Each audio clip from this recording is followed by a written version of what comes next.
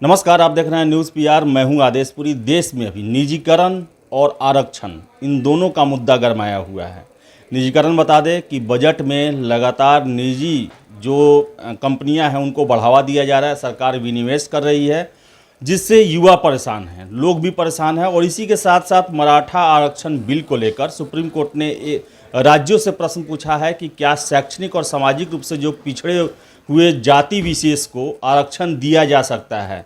ये प्रश्न है। हमारे साथ है रहमान सर, इनसे हम बात करेंगे। सबसे बड़ा प्रश्न है निजीकरण को लेकर। सरकार जो है और फ़ायदे वाले कंपनियों का भी निजीकरण करते जा रही है। जैसे कि सर आपने देखा होगा रेलवे में भी पहले खान पान, फिर से मेंटेनेंस, फिर से बड़े बड़े स्टेशनों को जो है वो आउटसोर्स किया जा रहा है, यानी प्राइवेट हाथों में दिया जा रहा है।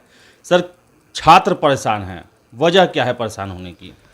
देखिए, स्पष्ट रूप से मैं आपको बता दूं कि जिस तरह की सरकार की पॉलिसी चल रही है अभी, निजीकरण निजीकरण निजीकरण, यानी प्रत्येक वो चीज़ संस्थान जहां पर लाभ का सरकार को लाभ मिलता है उसका निजीकरण कर रहा है।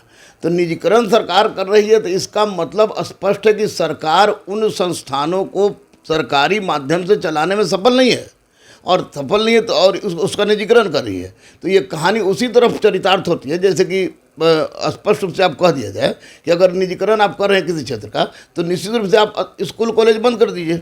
स्कूल कॉलेज में स्पष्ट रूप से कर दीजिए कि हमारे यहाँ कोई भी सरकारी नौकरी नहीं निकलेगी, इसलिए बच्चे प्रारंभ से ही ये माइंड मेकअप करें कि उनको निजीकरण क्षेत्र में जाना चाहिए।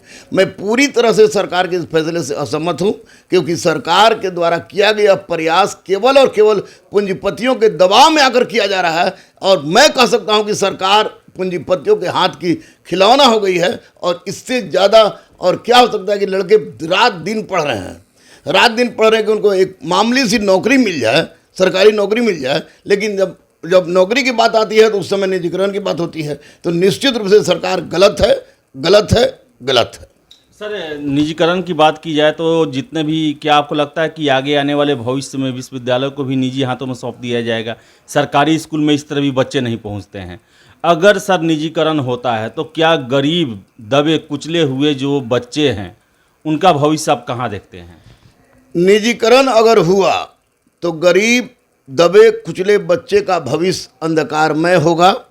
निश्चित रूप से गलत रास्ता अपनाएंगे।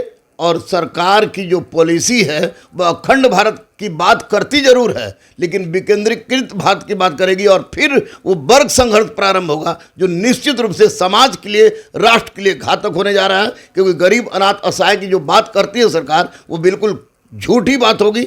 और क्योंकि गरीब अनाथ असहाय कोई भी अच्छे संस्थान में नहीं पढ़ पाते हैं, उस संस्थान में जहाँ से वो अच्छे जगह पर उनका प्लेसमेंट हो सके, तो स्वाभाविक है कि जब निजीकरण सब जगह हो जाएगा तो वो बेकार होंगे। अब बेकार होंगे तो गलत रास्ता अपनाएंगे। इसलिए सरकार को चाहिए कि इस तरह का काम न करे तो ज़्यादा बेहतर होगा, बच्चों के लिए भी और सरकार के लिए भी। क्योंकि असंतोष बढ़ रहा है आदेश बाबू, मैं देख रहा हूँ जितने बच्चे हैं उन सबके मन में असंतोष है। सरकार से किसी चीज़ का असंतोष नहीं है, लेकिन एक असंतोष युवाओं में है कि सरकार उनके साथ गलत कर रही है, सरकार उनके साथ गलत कर रही है। और अब तो हम लोगों को भी लगने लग रहा है कि सरकार गरीबों के साथ गरीबों का नाम जरूर लेती है, लेकिन गरीबों के साथ गलत कर रही है। तो बिल्कुल ही गरीब बच्चों के लिए ये बिल्कुल आफत की पहाड़ के जैसा है, जो कि सरकार को नहीं करना चाहिए, वरना सरकार को इसका खामियाजा भुगतना पड़ेगा। सर आरक्षण जिसको दिया गया कि जो भी दबे कुचले हैं, जो मुख्य धारा में नहीं आ पाए हैं, उनको सरकारी नौकरियों में या फिर सरकारी संस्थानों में आरक्षण दिया जाएगा। अगर निजीकरण बढ़ावा दिया जाता है तो क्या वो जो अधिकार जो संविधान में आरक्षण के दिए गए हैं वो वहाँ पर जो छात्र हैं, जो युवा हैं, उनके संरक्षित रहेंगे या फिर उनके साथ भी भेदभाव हो जाएगा? बिल्कुल भेदभाव होगा, बिल्कुल भेदभाव होगा। आप कहाँ इस तरह की बात करें कि आरक्षण, आप आरक्षण दीजिए कि निजी क्षेत्रों में आरक्षण दीजिए, अन्य क्षेत्रों में आरक्षण दीजिए। दबे कुचले मिस वाट? आप स्कूल की पढ़ाई की व्यवस्था अच्छा करते नहीं हैं। आप किसी भी सरकारी स्कूल में किसी का भी, कोई भी आदमी रिक्शा वाला भी है तो वो चाहता है कि हम अपने बच्चे को आपको निजी स्कूल में, वैसे प्राइवेट स्कूल में ही पढ़ाएं जहाँ वह पढ़ सके। तो आप मूल ढांचा, बेसिक स्ट्रक्चर सुधारिएगा नहीं। बेसिक स्ट्रक्चर के सुधार में आपका कोई प्रयास भी नहीं है, और आप चाहिए कि हमारा पूरा भारत विश्व गुरु फिर से बन जाए। तो ये निजीकरण करने से निश्चित रूप से ये घातक है। और इतना बड़ा घातक है कि 5 साल के अंदर में आप देख लीजिएगा कि अगर सरकार की रणनीति और नीति नहीं बदली तो एक व्यापक आंदोलन का जन्म होगा, और इस आंदोलन को दबा पाने की क्षमता किसी भी सरकार की नहीं होगी, चाहे वो राज्य की हो चाहे केंद्र की हो। मैं निश्चित रूप से कह सकता हूं कि ये गलत हो रहा है, हो रहा है, हो रहा है। सर, आरक्षण पर सुप्रीम कोर्ट ने राज्य सरकारों से पूछा है कि क्या किसी जाति विशेष को सामाजिक एवं शैक्षणिक रूप से उनको आरक्षित घोषित आरक्षण उसको दिया जा सकता है। क्या आपको लगता है सर कि कोई भी राज्य सरकार किसी को भी आरक्षण दे सकती है इस आधार पर, क्योंकि बहुत सारे राज्य हैं जहां 50% से अधिक का दायरा बढ़ चुका है, तो क्या सर इसे बढ़ाने की ज़रूरत है या फिर राज्यों के पास ऐसी स्वतंत्रता होनी चाहिए?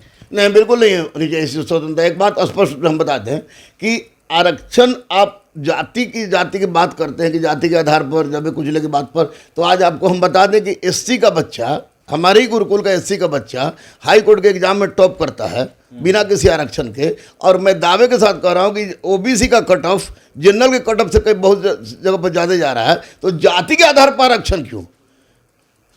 जाति के आधार पर आरक्षण को, अगर आपको जाति के आधार पर आरक्षण देना है तो आप ढूंढिए उन लोगों को जो वास्तव में नीची जाति के हैं और जिनको क ख ग घ और ABCD पता नहीं है, उनको आरक्षण देने की हिम्मत तो सरकार में है नहीं, क्योंकि उनको आरक्षण देगा तो जितने भी इनके संरक्षक हैं वही बर्बाद हो जाएंगे। तो जो लोग उच्च स्तर पर पहुंच गए हैं, आज मैं नहीं मानता कि जाति के आधार पर कोई ऊंचा नीचा रह गया है, क्योंकि ओबीसी और जनरल में कोई अंतर नहीं रह गया है। ओबीसी जनरल दोनों बराबर हैं। और राज्य को इस मामले में कि अधिकार है कि नहीं, तो राजनीति करने के लिए भले ही राज्य को अधिकार मिल जाएगा कि राज्य उस पर राजनीति करेगी। अदरवाइज देश का कल्याण चाहते हैं, देश का विकास चाहते हैं, तो इस आधार पर आरक्षण देने का अधिकार किसी भी परिस्थिति में राज्य को नहीं देना चाहिए, नहीं देना चाहिए, नहीं देना चाहिए।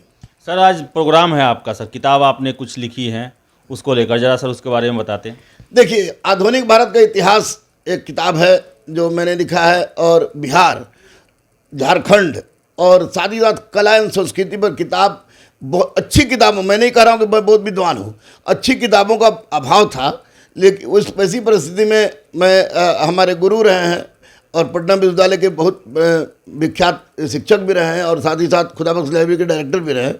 तो उनके सहयोग से मैंने 4 किताब इधर लिखी है, जो कि गरीब, अनाथ, असहाय के साथ साथ ट्रांसजेंडर को भी समर्पित किया है मैंने किताब। और मैं सोचता हूँ कि यह किताब जो आधुनिक भारत का इतिहास है, आपको बिहार से संबंधित बिहार समान ज्ञान है, झारखंड समान ज्ञान है, और कला संस्कृति जिसका अभाव बच्चों को खटक रही थी, वह निश्चित रूप से मेरे और इम्तियाज़ अहमद के द्वारा जो मिलकर लिखा गया है, वह एक कालजयी किताब साबित होगी। और जो गैप बन गया था बहुत दिनों के बाद, उस गैप को फुलफिल करने में एक किताब बहुत ही महत्वपूर्ण साबित होगी।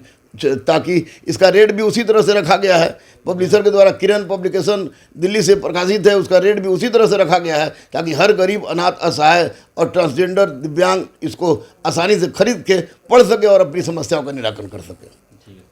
तो ये थे रहमान सर, जिनका आपने स्पष्ट राय सुना कि निजीकरण जो है उसे इस तरह नहीं अपनाना चाहिए। अगर इस तरह किया जाता है जिस तरह भी सरकार कर रही है, तो देश में जो है वो एक आंदोलन की स्थिति पैदा हो जाएगी और सरकार को सोचना पड़ जाएगा। तो इसलिए इन्होंने एक तरह से चेतावनी कहें या सलाह कहें, इन्होंने सरकार को दिया है कि निजीकरण या आरक्षण के मामले में कुछ भी आगे करने से पहले एक बार वास्तु स्थिति को जरूर सोच ले।